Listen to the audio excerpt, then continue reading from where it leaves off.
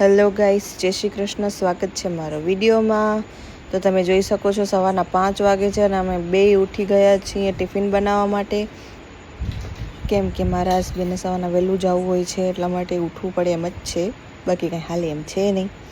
તો જોઈ શકો છો કે હું ગુવારનું શાક બનાવવાની છું અને મારા ભાભી રોટલી બનાવશે. તો બીજા વિડીયોમાં મળીએ. હવે અમને ટિફિન બનાવવું છે, મોડું થાય છે. જય Shri Krishna, bye, tata. So hello દોસ્તો, મારી નવી ચેનલમાં તમારું બધાનું સ્વાગત છે. હું હેમાંગી અને આજે અમે લોકો ઘરના કામ કરી રહ્યા છીએ. હા, તો અમે આજે બધા કામ કરી રહ્યા છીએ. તમે ઘરનો વ્યૂ જોઈ જ શકો છો. ઘર બિલકુલ અસ્તવ્યસ્ત જ પડ્યું છે. તો આપણે ચાલો બધા થોડીક પછી મળીએ. થોડુંક ઘર સરખું કરી નાખી. હું હજી હમણાં જાય છું દવાખાનેથી, જરાક આજ દવાખાનાનો વારો હતો એટલે. તો સો ગાઈસ, આપણે થોડીક પછી મળીએ. Okay, bye bye. આપણે મારવાની પ્લાનિંગ ચાલુ કરી દીધી.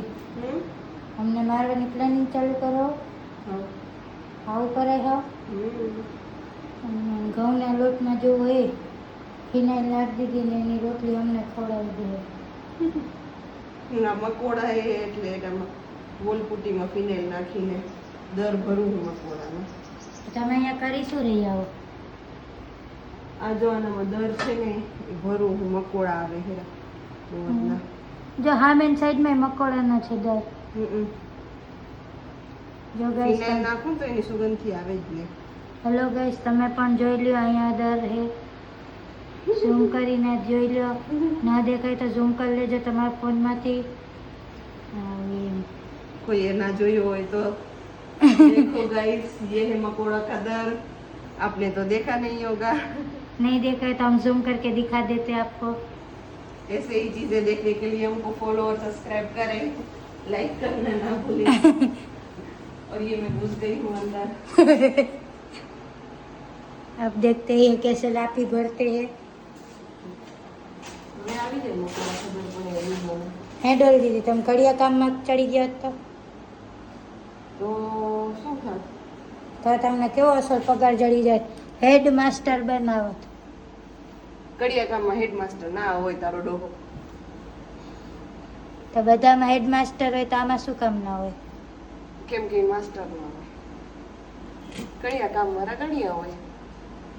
એવું ન હોય, એને ઇજ્જત દેવાની. તમે ક્યાં બેઇજ્જત કર્યા તને? ના, એ લોકોની ઇજ્જત એ ઇન્સાન હે. नकर क्या मैं एम कीधु तो बहुत काम करे. ओए भगवान, इतना नमाता नहीं है. हमारी फांद इतनी बड़ी है. सो हेलो गाइस, थोड़ी देर बाद हम आगे का वीडियो चालू करेंगे. Okay, bye bye.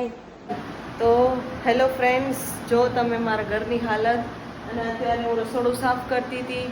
આજે સવારના 5 વાગે ઉઠીને ટિફિન બનાવ્યું અને પાછા સૂઈ ગયા તો 10 વાગે ઉઠ્યા, એટલે આપણે હજી ખાવાનું એ બન્યું નથી અને ઘરનું કામ એ અસ્તવ્યસ્ત પડ્યું છે. તો આ જોઈ શકો છો રસોડું, શું હાલત થઈ છે રસોડાની. મકોડા આમ જામ થઈ ગયા છે, એટલે ભાઈ ચારે બાજુ લાફી ભરી છે. હવે હું રસોડું સાફ કરીને તમને વિડીયો બતાવીશ, ભલે ને? બાય. તો હેલો ગાઈસ, હું રસોડું સાફ કરતી હતી તો મારા ભાભી કે લાવો હું કરી નાખું. એટલે આ પહેલાના પેપર છે, નકર કંઈ કામ નથી અત્યારે. તમે વાંચો તો રસોડું સાફ કરવા બેઠા હતા ને, ક્યાં ઘૂસી ગયું હતું. તો મારા ભાભી કે ચલો હું રસોડું સાફ કરી નાખું, તમે વરી શકો એમ છો નહીં, એટલા માટે એ કરવા બેઠા છે. જો વરી વાંચો ઘૂસી ગયું.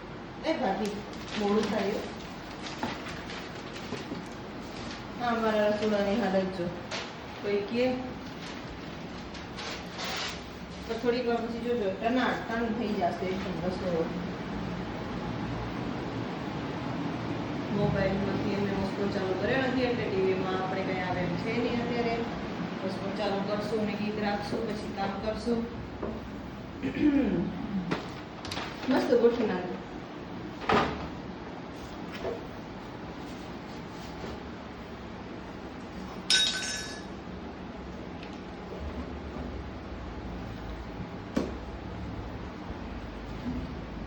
હજી અમારે ઘરે બધું કામ બાકી પડ્યું છે. જો આ અમારું આંગણું છે. મારો દીકરો ગયો છે અત્યારે એની દાદી પાસે, એટલે ઘરમાં અમે કામ કરી શકીએ એમ છીએ, નકર તો એ કંઈ કામ કરવા દે નહીં. જો ઘરની દિવાલોની હાલત કેવી કરી છે ને, અહીંની કરતું જ છે બધું.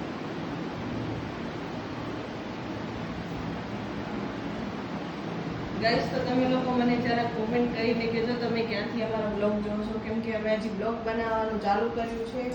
અમને એવો કોઈ એક્સપિરિયન્સ છે નહીં. અમારાથી કંઈ ભૂલ થાય તો પ્લીઝ સપોર્ટ કરજો અમને, અને પ્લીઝ અમારા ચેનલને લાઈક કરજો, સબસ્ક્રાઈબ કરજો. અંદર રૂમમાં બતા. હવે તમે કહેશો કે મારા ભાઈ અને મારા ભાભી મારા ઘરે શું કામ રહીએ છે, તો હું તમને જાણ કરી દઉં કે મારો ભાઈ જામનગર રહેતો હતો, અત્યારે ગાંધીધામમાં એણે એની ગેરેજ ચાલુ કરી છે, અને મને પ્રેગ્નન્સીનો છેલ્લો મહિનો ચાલુ છે. તો મારા ભાભી કે હું ઘરે રહું તો તમને હેલ્પ થઈ જશે, અમારાથી કામ નહીં થાય, એટલા માટે એ મારી હેલ્પ કરે છે કામમાં, અને મને કંઈ કામ કરવા દેતા નથી. પણ કામ કરતી વખતે એ ચંપલ પહેરે છે. મને એ જ નથી સમજાતું, ચંપલ પહેરીને કામ કરવાનો મતલબ છે.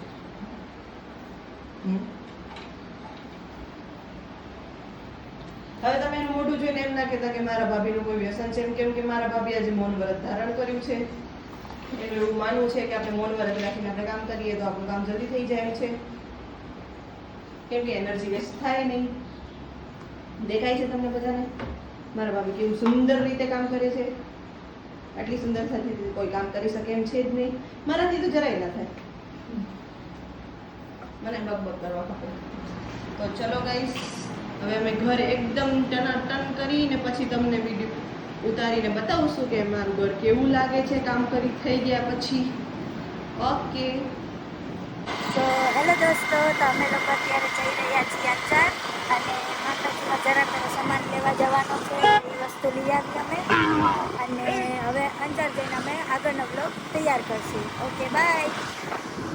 તો હેલો ગાઈસ, અમારા ઘરનું બધું કામ પતી ગયું હતું અને અમે શાંતિથી બેઠા હતા. તો આટલી વારમાં મારા મમ્મી આવી ગયા જામનગરથી, એટલે અમે વાતોમાં ચડી ગયા. હવે રાત થઈ ગઈ છે, તો હવે ખાવાનું બનાવવાની તૈયારી ચાલુ છે. મારી ભાભી ખાવાનું બનાવે છે. આજે શું બનાવવાનું છે? દાલ ઢોકળી બનાવશું અમે.